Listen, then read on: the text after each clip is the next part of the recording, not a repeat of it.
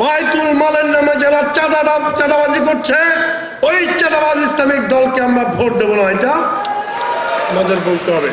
এরা আল্লাহরও বিক্রি করে দিচ্ছে, ইসলাম তো বিক্রি করছে আল্লাহরও বিক্রি করে দিচ্ছে। তো এখন এদের এই সমস্ত অপকৌশল, যেমন সর্বশেষ কয়েকদিন আগে একজনে বলল যে আপনি যদি গাজায় সুখ টান দিতে দিতে গিয়েও ওদের মার্কায় ভোট দেন, তাহলে নাকি বেহেশতে যেতে আপনার কোনো সমস্যা হবে না। এগুলো রেকর্ড আছে, রেকর্ড প্রমাণ আছে।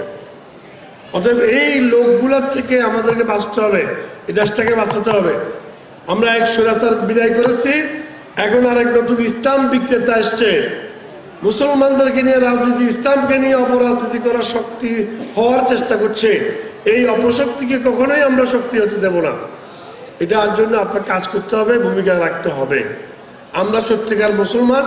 জিয়াউর রহমান সংবিধানে বিসমিল্লাহির রহমানির রহিম সংযোজন করেছে। আমরা ইসলামী মূল্যবোধের দল, আমরা মুক্তিযুদ্ধের দল।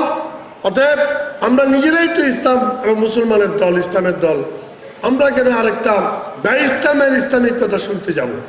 আমরা তো ইসলামের বাইরের দল না, আমরা তো নাস্তিক না, আমরা তো কমিউনিস্ট পার্টি না। অতএব বিএনপি নিজেই ইসলামের ধারক বাহক, বিএনপি নিজেই ইসলামিক মূল্যবোধের দল। অতএব তাদের এই সমস্ত টিকিট বিক্রিকারী, বেহেশতের টিকিট বিক্রি করা ইসলাম আমরা করব না, এবং তারা যাতে ইসলামের নামে অপপ্রচার করতে না পারে সেজন্য আপনাদের ভূমিকা রাখতে হবে। সেজন্য আমি এত কথা বললাম। স্বতন্ত্র প্রার্থীরা কখনো কি সরকার গঠন করে? স্বতন্ত্র প্রার্থীরা কি আপনার এলাকার একটা বালি পরিমাণ উন্নয়ন করতে পারবে? আপনার কোনো সুখে দুঃখে পাশে দাঁড়াতে পারবে? তো স্বতন্ত্র প্রার্থীকে ভোট দিয়ে কী লাভ হবে আমাদের?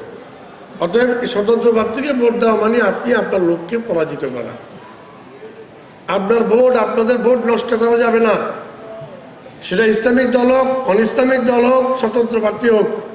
আপনারা আমাদের প্রিয় দল শহীদ জিয়া, রাষ্ট্রপতি খালেদা জিয়ার দল, তারেক রহমানের দল বিএনপিকে আপনাদের ভোট দিতে হবে। এই জায়গায় ঐক্যবদ্ধ থাকতে হবে। এখন তাদের মার্কায় যদি ভোট দিলে বেহেশতে যাওয়া যেত, তারা যে কয়েক বছর আগে খালেদা জিয়ার নেতৃত্বে বিএনপির ধানের শীষের মার্কা নিয়ে নিজেরাই ভোট করেছিল, নিজেরাই ভোট দিয়েছিল, তখন বেহেশতে কোথায় গেছিল? ধানের শীষে তো ওনারাই ভোট দিয়েছিল। অতএব এরা ইসলামের নামে ধোঁকাবাজি করছে, সতর্ক থাকতে হবে। কাউকেই ভোট দিলে বেহেশতে যাওয়া যায় না।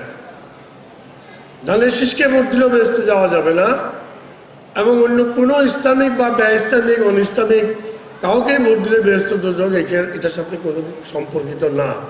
তাদের মার্কায় ভোট দিলে 18 কোটি মানুষের নামাজের ছোঁয়া পাওয়া যাবে। এটা কতটুকু ইসলামের সাথে যায় আপনারা বিচার বিবেচনা করে মাঠে ঘাটে এই কথাগুলো বলতে হবে, খুলতে হবে। নাহলে আপনার এই বিএনপি করে লাভ নাই, আপনার এই ওয়াদুদ ভুঁইয়া সমর্থক পরিষদ করে কোনো লাভ নাই যদি আপনি মুখটা খুলেন।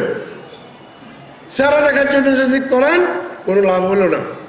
আপনার সংগঠন হেরে যাবে, আপনি হেরে যাবেন, আপনার সম্মান হেরে যাবে মিথ্যুকদের কাছে, প্রতারকদের কাছে। তারা ইসলামকে বিক্রি করতেছে বাসের টিকিটের মতো, বেহেশতের টিকিট বিক্রি করতেছে বিমানের টিকিটের মতো।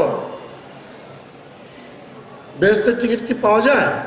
খালেদা জিয়া বলেছে যে এই দেশে আমার ঠিকানা, এই দেশের বাইরে আমার কোনো ঠিকানা নাই, এ দেশের মানুষজনকে আমি নিয়েই থাকবো। আমার সন্তানদেরকে হত্যা করলে এদেশের লাখো লাখো কোটি কোটি সন্তান আমারই সন্তান মনে করে আমি থাকব। অর্থাৎ এর অর্থ হলো তিনি কিন্তু এই নির্যাতন স্বীকার নেওয়ার জন্য প্রস্তুত ছিল।